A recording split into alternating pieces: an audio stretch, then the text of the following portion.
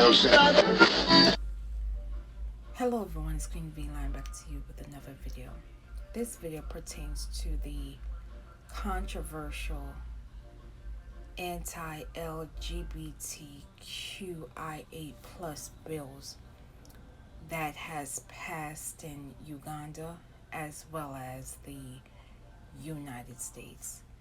Before I get into the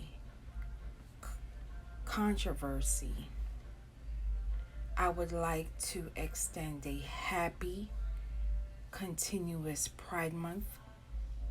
Persons within the LGBTQIA plus community, thank you for your continuous contributions in all areas of life. It is not easy being different, and you do it so proudly, without apologies and living in your truth. So coming from Queen V Lion, I'm extending a happy Pride Month and wishing you continuous success in your endeavors. So let us dive right in. On May 29th, 2023, Uganda's President Yoweri Museveni signed one of the world's harshest anti-LGBTQIA plus laws.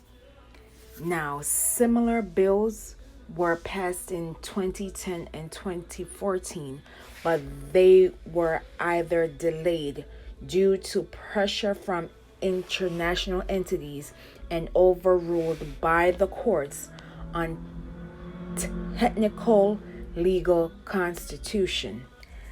Now, Uganda, alongside Somalia, Nigeria, and Mauritania, carry the death penalty for persons who are a part of the LGBTQIA plus community. Within the 2023 Anti-Homosexuality Act in Uganda, sections include the offense of homosexuality between persons of the same sex is punishable by life for imprisonment without the possibility of parole. Attempting the offense is punishable up to 10 years of imprisonment.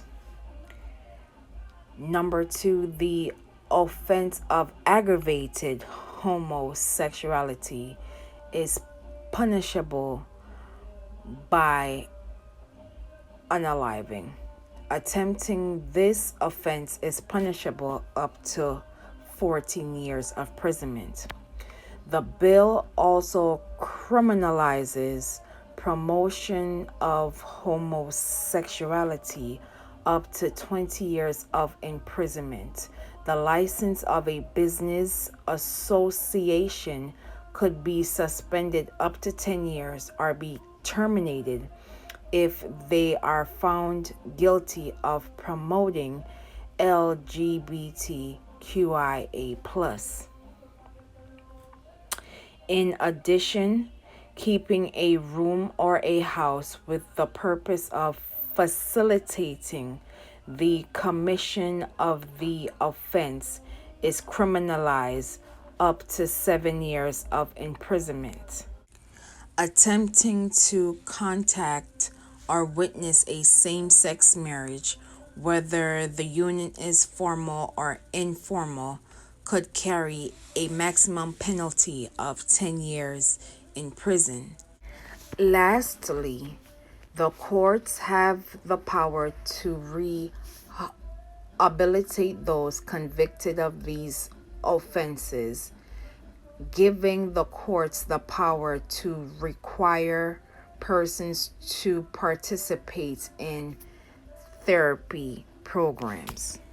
We've heard similar rhetoric right here in the USA by conservative and religious groups So it came as no surprise. The reason why this bill has been pushed so heavily in Uganda is because religious groups found their way in Uganda and influenced this dangerous rhetoric, which has become the law of the land in Uganda. Uganda is now among 30 plus African countries which have harsh LGBTQIA plus laws on the continent. They include Libya, Gambia, Sudan, South Sudan, Zimbabwe, Namibia, Malawi, Kenya, to name a few. As it pertains to Kenya, last year, 25-year-old Sheila Lumumba was in her home when a group of men broke into her home, harmed her, and days later, her body was recovered. It should be noted that Sheila Lumumba is a part of the LGBTQIA plus community, and persons are speculating because of her preference, she was unfortunately targeted and unalived. This has sparked outcry from numerous activists and organizations, which includes Kenya's National Gay and Lesbian Human Rights Commission, which stated in part what happened to Sheila is not a one-off. They continued, it bears mentioning that unfortunately, these are not isolated incidents and are part of a pattern of attacks and violence against LGBTIQ plus persons in the country. As the continent deals with the new reality of harsher anti-LGBTQIA plus bills, there are some countries within the continent that have placed legal protection or have legalized rights for LGBTQIA plus persons. They include Angola, Botswana, Niger, Mali, Guinea-Bissau, which legalized LGBTQIA plus activity almost 30 years ago, and South Africa, which is the only African country which allows LGBTQIA plus persons to marry and enter civil unions and adopting children. Now you will watch this news clip from Rachel Maddow from MSNBC, and I will be back with my commentary. Do you personally dislike homosexuals?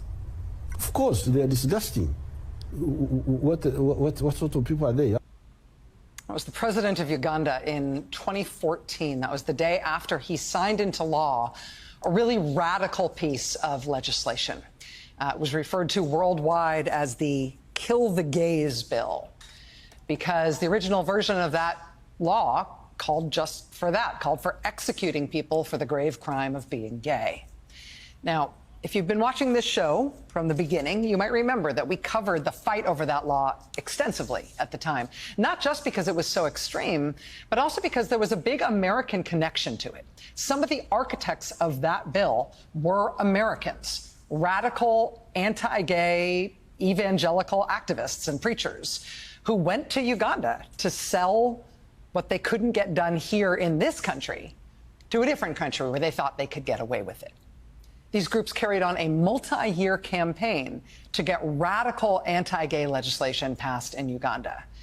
And they succeeded. In 2014, the Kill the Gays law was signed into law in Uganda. And what happened next was interesting. It was not just the expected legal challenges within that country. We also saw a very strong stand from the Obama White House at the time. This was from the Obama administration's press release at the time. Quote, "We want human rights abusers worldwide to know their misdeeds are not unnoticed, and would-be human rights abusers to understand that there are consequences for engaging in such actions. The State Department is therefore taking steps to restrict the entry into the United States of specific Ugandan individuals involved in serious violations or abuses of human rights, including those determined to have committed such violations or abuses against LGBT individuals." That was the Obama administration in 2014. The Obama administration also pushed that country in other really specific ways. They canceled joint military exercises that the U.S. had planned with Uganda. The Obama administration pulled millions of dollars that had been planned to be given to that country in support of their country's policing. The U.S. at the time had planned to open a national public health institute in Uganda. Instead, the Obama administration withdrew the millions of dollars it had planned for that endeavor and moved the entire institute to another country instead. The Obama White House used all these powers at its disposal. And it seems to have made a difference. I mean, those efforts were not the only reason that Uganda's anti-gay law fell apart in 2014, but it fell apart. The law was challenged in court there in Uganda by human rights activists and civil rights groups, by MPs and academics and journalists. It was eventually struck down by Ugandan courts on technical grounds. But the big shove on this issue from the United States, by all accounts, made a difference. Now in 2023, it's back. It's worse in some ways. And this new legislation, once again, comes against a backdrop of Americans being involved in it.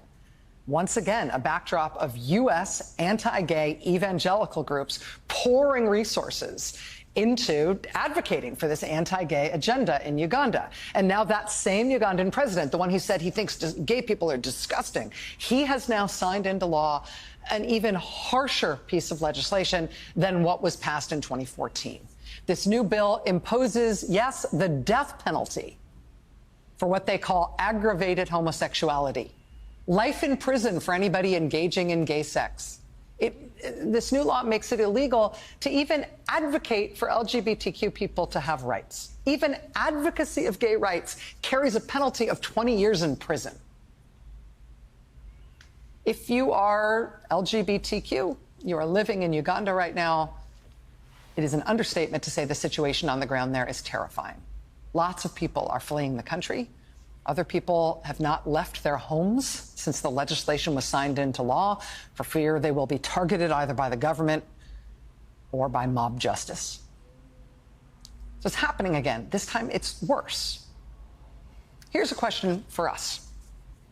Is there an American government response that could be helpful here in the way that the U.S. response, that strong response, was helpful in 2014? How much of a special responsibility does the U.S. have in fixing things, given the role of certain Americans in cultivating this stuff over there? But also, does the U.S. have a special opportunity as a country, not just a responsibility to do it, but an opportunity to help? Given that we've done it before. I mean, so far the Biden administration has talked about measures, is considering measures that very much track exactly with what the Obama White House did the last time around when this was in the headlines in 2013 and 2014. The question is whether or not 10 years down the road that's enough. Whether the U.S. could be doing something else or pushing even more aggressively. Because the Ugandan government obviously knew what to expect from us. They saw it 10 years ago. They went ahead and did it anyway this time, in full anticipation of what we would do. So can the U.S. response be amped up to account for that? For how much more danger people are at, particularly since we are part of the problem for how we got into this mess in the first place. These forms of anti-LGBTQIA+ laws did not come out of thin air. They came from the guardians of Putin, religious groups, who are homegrown in the US of A. And they have used their money, influence, and other resources to carrying these dangerous rhetoric overseas, which has now impacted millions of people on a continent. Now, these same persons are pushing dangerous laws right here in the US of A. Approximately 520 anti-LGBTQIA bills have been introduced within the state legislative branch. Again, approximately 520 plus anti-LGBTQIA bills have been introduced within the state legislative branch, with a record of 70 anti-LGBTQIA plus laws that have been enacted within 2023. These bills have passed in various states, which include Arizona, Louisiana, Ohio, South Carolina, Tennessee, Nebraska, Missouri, Texas, and Florida, to name a few. These bills are so dangerous that for the very first time, the Human Rights Campaign has declared a state of an emergency for LGBTQIA plus Americans and issuing a national warning for persons as they travel from state to state. Once again, when persons state that it's just talk, these type of rhetorics and anti-laws are causing real harm to persons. Once again, just because you don't know someone personally of a race or community, these dangerous laws and rhetoric does have real consequences. As we have seen time and time again, those 16% of Americans identify as transgender, 79% of Black transgender persons are losing their lives. In addition, we've seen targeted attacks which ended in massacres of LGBTQIA plus persons in clubs from Colorado to Florida.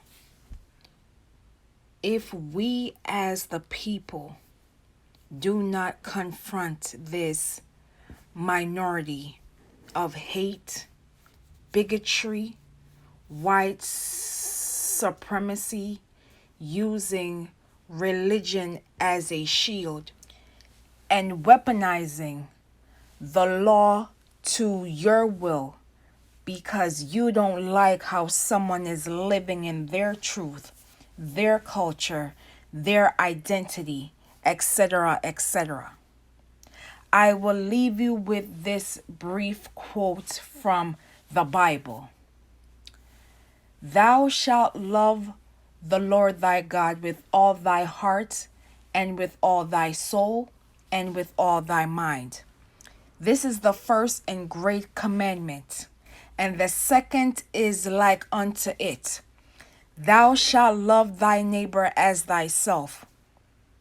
This type of dangerous rhetoric is spewing of hate and not of love. How can persons who claim of God and of love spewing, going around the country and other countries by having this type of hatred for others? We all have one life to live, and it's no one's business how someone lives their life behind closed doors. It's our duty to ensure that our rights are protected, because if we sit in silence, they will ensure to taking our rights without hesitation. The guardians of Putin know exactly what they are doing, and it's up to us, the people, to wake up and do something about it. Once again, elections matter. I thank you for watching. And as always, please be safe out here, and I will see you in the next video.